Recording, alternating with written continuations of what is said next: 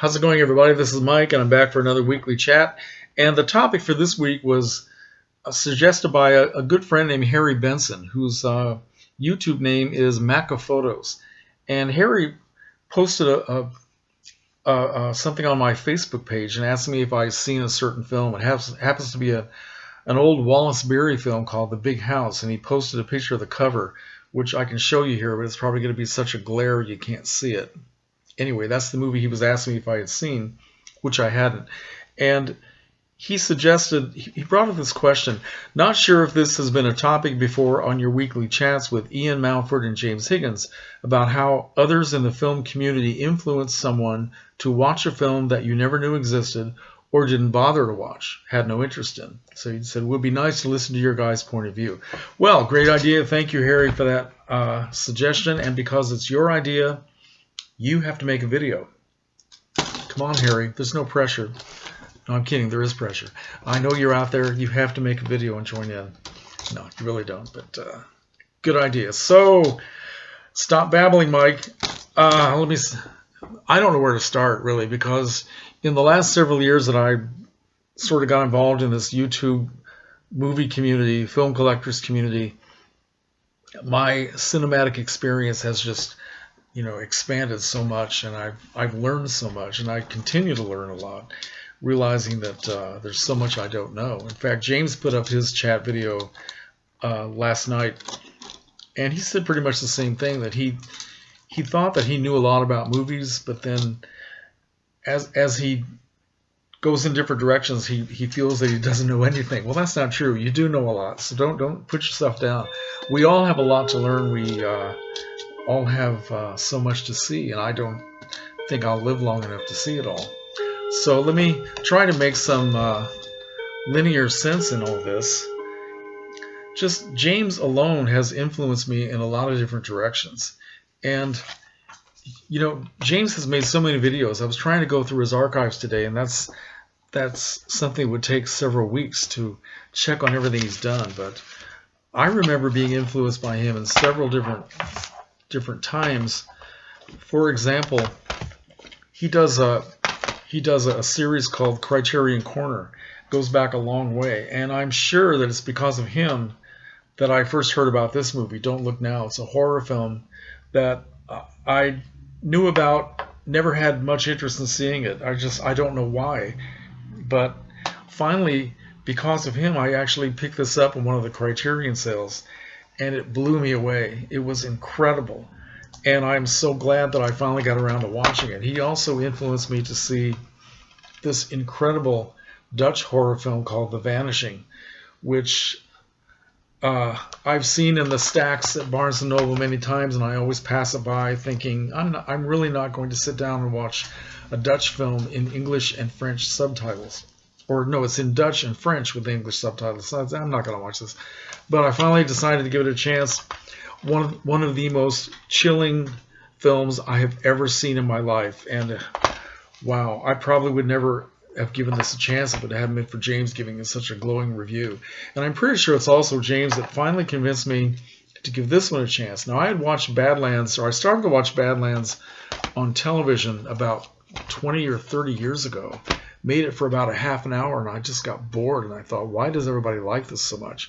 But in hearing more about it on YouTube from, I think James, and maybe Ian has also talked about this, I'm not sure. Ian's taken down all of his old archives, so there are a lot of things I can't find anymore.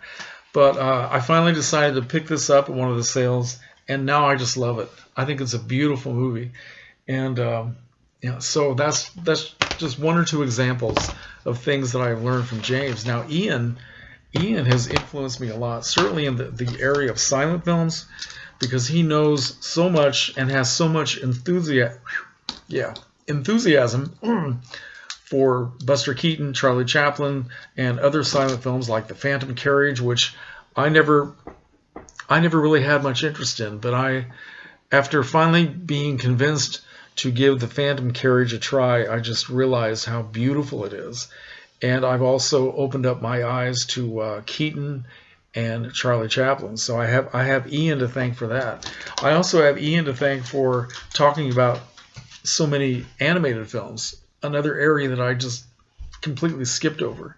And it's largely because of Ian's influence that I decided to take a class in Pixar films about a year or so ago, and enjoyed it thoroughly. Ended up buying a few things. So yeah. Also, Ian issued me a challenge. This has been several months ago, about this film Labyrinth, starring David Bowie.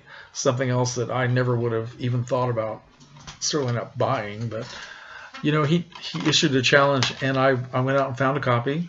Luckily, it was very inexpensive because I wasn't sure I was going to like this, but I ended up loving it. Just totally loved this movie, and yeah, so I have Ian to thank for that as well.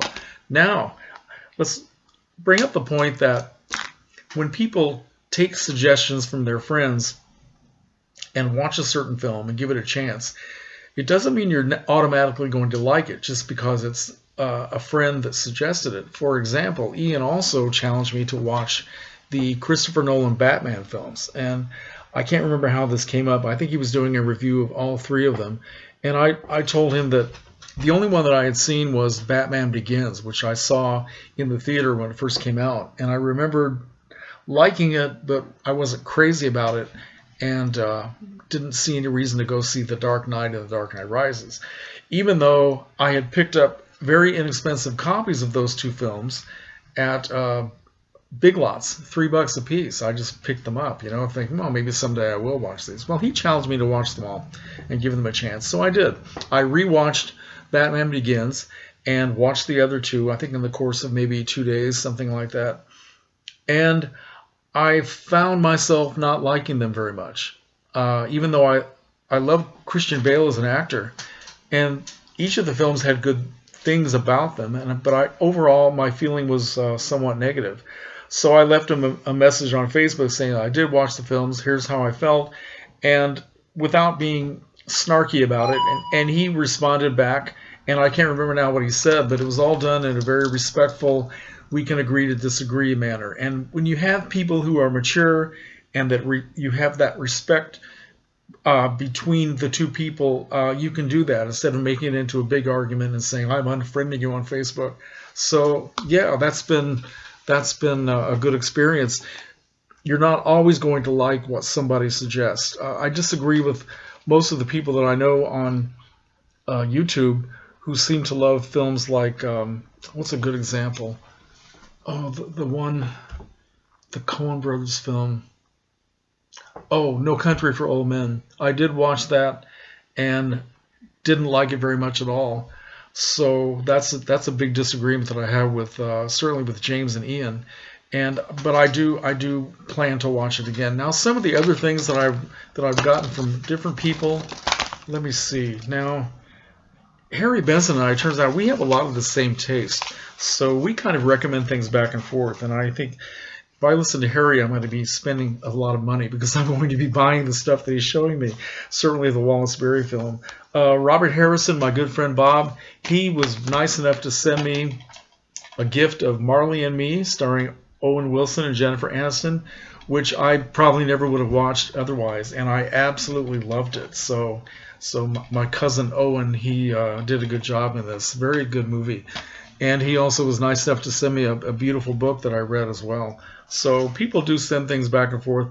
Dave Koenig and I send things back and forth as well.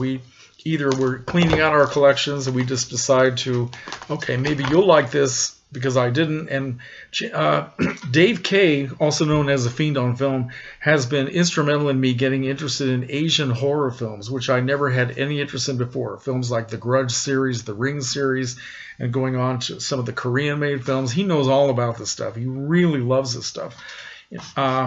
So yeah, it's because of him that I've started watching a lot of the Asian horror, and most of it enjoying quite a bit. He also sent me some films that I think he was weeding out his collection. He thought I might like them.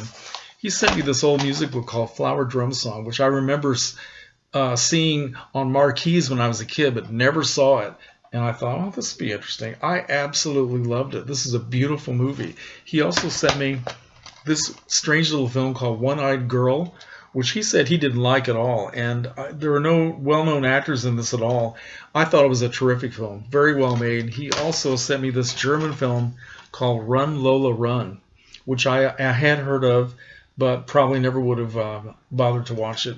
This was very, very well done, very exciting. So I get a lot of things from Dave K. My friend Thomas McCaskey has, we have a lot of the same tastes as well. Certainly we're both Trekkies, so we talk about Star Trek a lot, but Thomas got very generous several months ago, and he sent me a whole bunch of Blu-rays that he found on Amazon, which I never would have bought for myself, I'm sure. The David Cronenberg version of The Fly, Predator, Arnold Schwarzenegger, which I probably never would have watched, but really enjoyed this. Really had a good time watching it. The Devil Wears Prada, which I didn't see at the show, a lot of fun. Marilyn, which I did see and I like very much. He also sent me this old Olivia de Havilland film called The Dark Mirror, which I saw when I was a kid, but enjoyed this a lot. So thank you very much to Thomas. And also, let's see, I think that's, we're getting to the end here. Yeah, one of my, another person who's been very influential recently is a new friend, fairly new friend called Steve Vincent Furness, who I know on Facebook and YouTube, and he makes podcasts dealing with film noir. This is a guy who knows all about film noir, something else that Dave Koenig knows as well.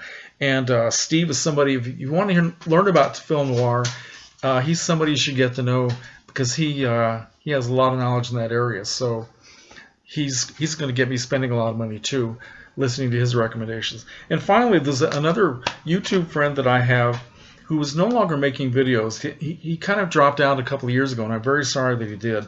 But his channel is still up. His name is Jay Crash in the Car. I have no idea what his real first name is. I just call him Jay Crash.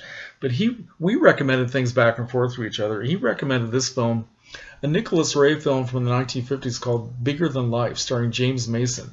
I think the co-star is Barbara Rush.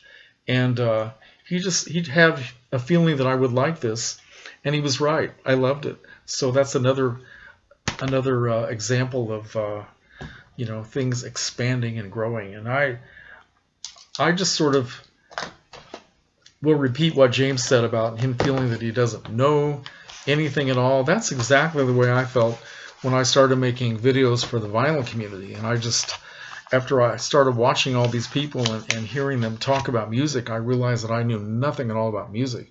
So getting into movies is that's an area that I felt that I would probably do a little bit better in. And I enjoy, communicating back and forth and getting feedback and all this sort of thing.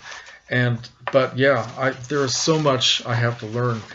I am decades behind people in watching current films, the 2000s, the 2010s, the 1990s. Wow, there's a big gap in the movies that have come out that people that I communicate with on YouTube talk about all the time, and I have not seen these films. So it's a real challenge, and I hope something in this video that I said made a little bit of sense. I'm not counting on it, but so 13 minutes. I think that's probably enough. Thanks again to Harry, and I'm looking forward to your video. James has already put his up, and I'm sure Ian's will be up soon. Anybody else wants to join in? It's a great topic to discuss for people who love movies, so join in. Take care.